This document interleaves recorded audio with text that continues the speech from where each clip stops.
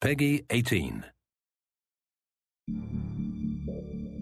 HomeFront is a first-person shooter. It's set in the year 2027. One of the main hooks of HomeFront is its premise. It's an Occupation USA setting. HomeFront's an opportunity for us to tell a story that's near and dear to our hearts in an environment that's very familiar but been warped beyond recognition. It's a story of really survival and adaptation. What it feels like to be part of a resistance fighting for your country, to give the last full measure for something that you really believe in. In a lot of other games, you blow into a place, a slum or something like that, and you kill 100 people, and at the end of the level, you jump into a helicopter and fly away. At the end of our levels, there's no helicopter. You have to stay and live with the things that you did.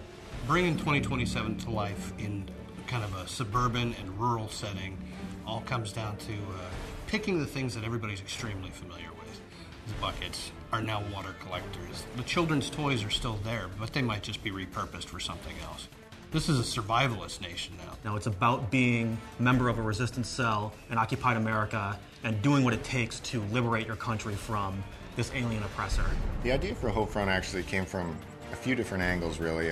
One of them was Red Dawn. I watched that, and that was very inspirational. John Milius is like a great American film creator. Apocalypse Now, Red Dawn, and Conan. He's just the type of guy that has this natural creative ability. He just knows when something's good. And he really brings 30 years of storytelling experience to us.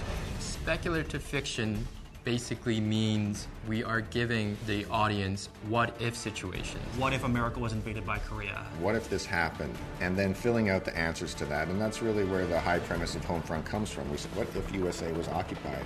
What would it be like to experience that future?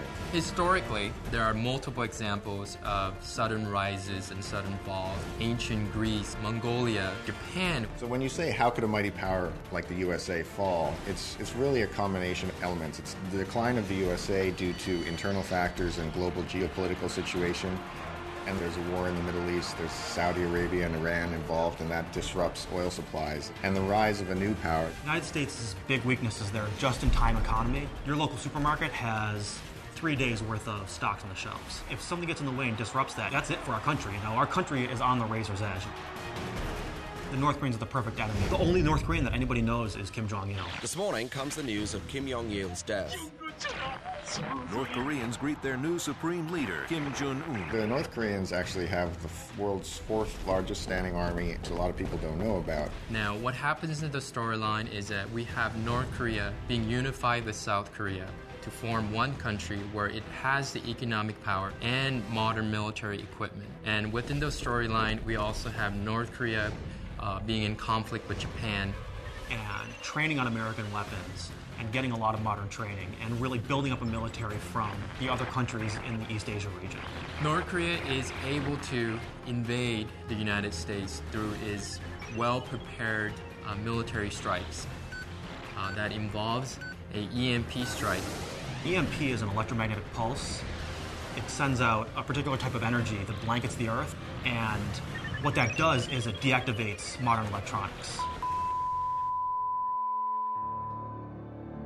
You see things that aren't supposed to be happening. This little town main street, and it's got mom and pa shops and bakeries and banks, but there's soldiers and there's barbed wire. And that's kind of the genesis of where this phrase, the familiar has become alien, has come from. We want to show America, but twisted. War in the back suburbs, war in the elementary school playgrounds, baseball fields, high schools.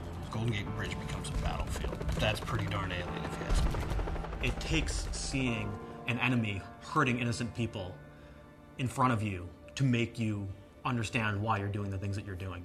This is your backyard. This is literally HomeFront.